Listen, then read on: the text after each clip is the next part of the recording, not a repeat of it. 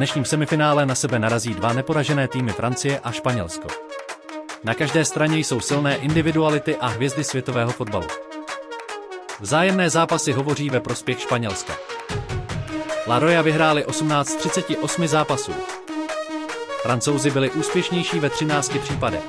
Zkušenější trenér je Didier Deschamps, který už má titul mistra světa z roku 2018. Jeho tým má nejlepší útok na mistrovství světa. Na druhé straně Luis de la Fuente má nejlepší obranu a dominuje v držení míče a postupném útoku.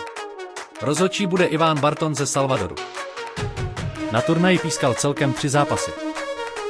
Nejvíce se proslavil historicky prvním vyloučením za zakrytí úst. Teprve druhý vzájemný zápas na mistrovství světa. Přestože jde o giganty, kteří spolu odehráli už 38 vzájemných zápasů, na půdě mistrovství světa se potkávají teprve podruhé v celé historii. První duel se odehrál v osmifinále mistrovství světa 2006. Ani jeden z týmů v dosavadním průběhu turnaje neprohrával ani jedinou minutu. Francouzský útok proti španělské obraně.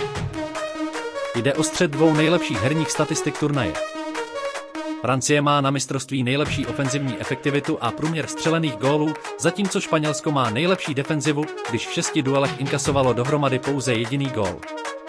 Francie se může stát teprve třetím týmem v celé historii fotbalu, který se probojuje do 3 finále mistrovství světa za sebou. Pro Francouze má zápas obrovský symbolický podtext. Hraje se přesně 14. července, což je nejvýznamnější francouzský státní svátek, dobytí Bastily.